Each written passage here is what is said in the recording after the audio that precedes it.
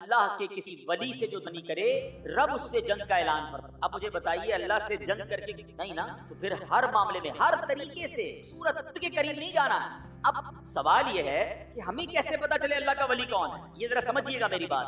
اللہ نے اپنے اولیاء کو اپنے بندوں چھپا کر رکھا ہے۔ دیکھیں انبیاء تو جن کے نام ہمیں معلوم ہیں انبیاء ہیں، ٹھیک ہے، اور 1,00,000 کم و بیش 24,000 انبیاء جتنے بھی اللہ کے انبیاء ہیں سب پر ہمارا۔ اب صحابہ کی بھی ایک لسٹ ہے کہ جنہوں نے نبی پاک علیہ السلام کا دور بھی پایا اور ان کا دیدار کیا یا ان کی صحبت اٹھائی، ایمان کی حالت میں ان کا دیدار کیا یا صحبت اٹھائی اور ایمان پر ان کا خاتمہ ہوا، وصال ہوا، وہ صحابی ہیں۔ لیکن ولی کو کیسے پہچانے؟ علماء فرماتے ہیں اللہ نے اپنے ولیوں کو چھپا کے رکھا ہے۔ ہو سکتا ہے شکارپور کے اس اجتماع میں اللہ کے بہت سارے اولیاء کرام موجود ہوں، ہمیں نہیں پتا۔ تو اب کرنا کیا ہوگا کہ ہمیں ہر مسلمان سے ادب سے بات کرنی ہے، ہر مسلمان سے پیار سے بات کرنی ہے، کسی کا دل نہیں دکھانا۔ کیا پتا میں کسی کے ساتھ بدتمیزی کوئی اللہ کا ولی ہو، اور ویسے ہر مسلمان کے ساتھ بدتمیزی سے بچنا ہے۔ ادب تو سب کا کرنا ہے، لیکن اللہ کے ولی کے ساتھ بیڑا غرق ہو جائے گا نا۔ تو اپنی زبان کو احتیاط سے استعمال کریں، لوگوں کے ساتھ جو ہے وہ بدتمیزی نہ کریں، کسی پر ظلم نہ کریں، کسی پر زیادتی نہ کریں۔ ہمیں کیا معلوم اللہ کی بارگاہ میں اس کا کیا مرتبہ ہے، بلکہ احادیث میں یہ مضمون ملتا ہے لوگ ایسے ہوں گے جو پراگندہ بال ہوں گے، یعنی بال بکھرے ہوئے ہوں گے، کپڑے ان کے اتنے اچھے نہیں ہوں گے، ان کو اپنی محفل میں کوئی نہیں بلاتا ہوگا، نہ آئے تو کوئی نوٹ ہی نہیں کرتا۔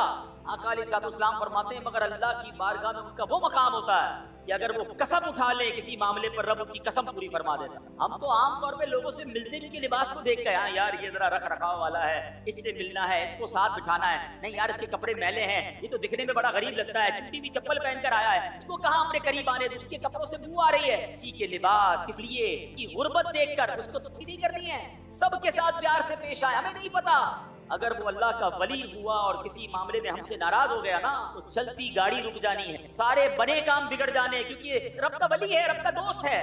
ہمیں نہیں پتا ہم کسی کے ساتھ زیادتی کریں اور پھر جب رب بدلا دے، رب کی قدرت کی طرف سے بدلا آتا ہے، ہم مارے جائیں، ہم تباہ و برباد ہو جائیں۔ تو اے میرے پیارے اسلامی بھائیوں، پہلا مطلب یہ لے کر جائیے کہ مسلمان کے ساتھ زیادتی، مسلمان کو تکلیف نہ پہنچائیں۔ حدیث پاک میں آتا ہے من آذا مسلما فقط آذانی، میرے آقا فرماتے ہیں مسلمان کو تکلیف دی وہ ایسا ہے جیسا اس مجھے تکلیف، فرمایا ومن آذانی فقط آذ اللہ، مجھے تکلیف وہ ایسا ہے جیسے اس نے اللہ کو تکلیف۔ بات کہاں تک جاتی ہے؟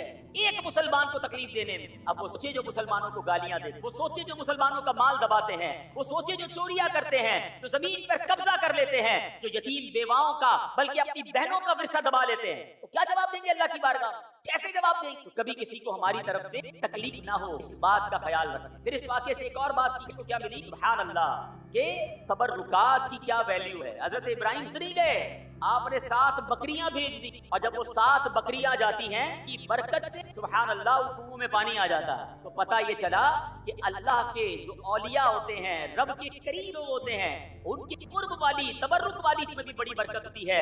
ان تبرکات کی برکات سے مشکلات ٹل جاتی ہیں، پریشانیاں حل ہوتی ہیں، دلوں کو سکون ملتا ہے، بیماریاں دور ہوتی ہیں۔ ارے جناب لوگ کہتے ہیں تبرک کوئی ریفرنس دیجئے، تبرک کیسے ہو گیا اور تبرک کا کیا جناب کوئی حقیقت ہے؟ ارے آپ کے اگر قرآن پڑھا ہوتا تو یہ سوال کبھی ذہن میں پیدا نہ ہوتا۔ پڑھیے سورہ یوسف، پڑھیے اس کی حضرت یعقوب علیہ السلام جب حضرت یوسف کی یاد میں آنسو بہاتے تھے، آپ کی بینائی کا ذوف پڑ گیا، بینائی کمزور ہو گئی، بہت طویل واقعہ ہے۔ حضرت یوسف کو جب پتا چلا، جب آپ مصر کے بادشاہ بن چکے تھے، اللہ اکبر، حضرت یوسف بھی اللہ کے نبی ہیں، ذرا غور سے بات سنیے گا، حضرت یعقوب بھی اللہ کے نبی ہیں، یہ دونوں نبی اللہ سے یقیناً دعا کر سکتے ہیں، مگر حضرت یوسف اپنے بھائی کو کہتے ہیں ایسا کرو میرا یہ قمیص جو ہے لے جاؤ میرے والد کے پاس، ان کی آنکھوں پر رکھ دینا، اللہ اس کی برکت سے ان کی بینائی کا ذوق کر دے۔ اور یہ واقعہ قرآن میں بیان ہو رہا ہے۔ اگر تبرک کی ویلیو نہ ہوتی تو دعا فرماتے یقیناً اللہ کے نبی ہیں، تو دعا فرماتے اللہ ضرور دعا کرم فرماتا، مگر سبحان اللہ یہ قرآن کا واقعہ بتا رہا ہے کہ اللہ والوں کی نسبت رکھنے والی چیز میں اللہ کریم کی رحمت سے برکت ڈالی ہے۔ تبرک کی اہمیت سمجھیے، اور اللہ والوں کا اگر کچھ مل جائے اس کا ادب کرنا چاہیے۔ ایک جملہ یاد کر لیجیے، با ادب با نصیب اور بے ادب بد نصیب۔